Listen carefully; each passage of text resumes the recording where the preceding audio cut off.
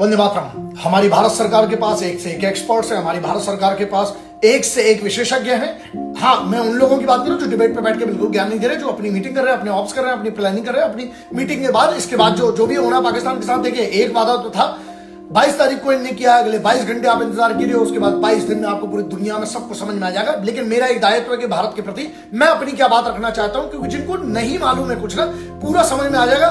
कोशिश करता हूं मुझे जितना समझ में।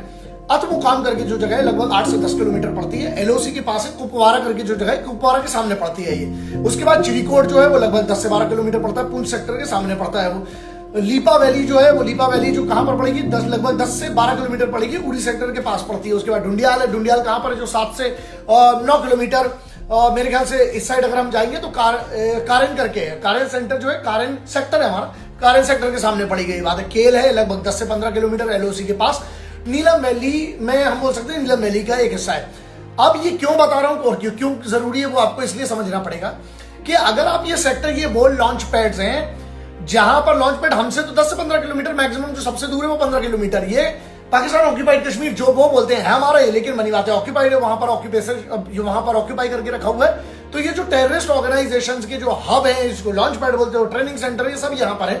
सोचिए, अब मुझसे लाखों ने ज्यादा तो इंटेलिजेंस एजेंसी को पता होगा, उससे ऐसी ऑप्शन यूनिट है। यहां पर बात आती है नियत की, नियत आ जाएगी तो इनको ना इनके घर में, क्योंकि देखिए साहब, मैं बहुत सामान्य भाषा में समझाना चाह रहा हूं। मेरे अंदर का जो भाव मैं कल बोल चुका हूं और आगे भी अब जो होगा वो दिख जाएगा कि मेरे अंदर का भाव क्या है, या जो स्पेशल ऑप्स की जो यूनिट्स हैं, जो कोवर्ट ऑप्स की यूनिट है, इनके साथ क्या होगा सब देख लीजिएगा। जनरल असीम मुनीर है इनका आर्मी चीफ, जिसके ये बोलता है, जिसने ये कहा कि फैल्कन स्क्वाड को एक्टिवेट करो। लेफ्टिनेंट जनरल जो नदीम अंजुम है इनका आईएसआई का चीफ है। पुराना कुत्ता तो बहुत वफादार होता है, छोड़ते हैं। तो इनका जो फैल्कन स्क्वाड है वो क्या करता है, वो सोशल मीडिया पर रिक्रूटमेंट करता है। लेकिन एक कमाल की बात यह है कि मैक आईडी होती है और आईपी एड्रेस होता है। तो मेरा सुझाव यह है कि बहुत छोटी सी चीज है, मैक आईडी और आईपी एड्रेस जब वो कितनी बार चेंज करेंगे, ये सेम ही रहेगा ना। उसके बाद एक टावर रिपोर्ट के साथ बहुत सारी चीजें, तो लोकेशन का प्रॉब्लम तो है नहीं, इतना समझ में आ गया।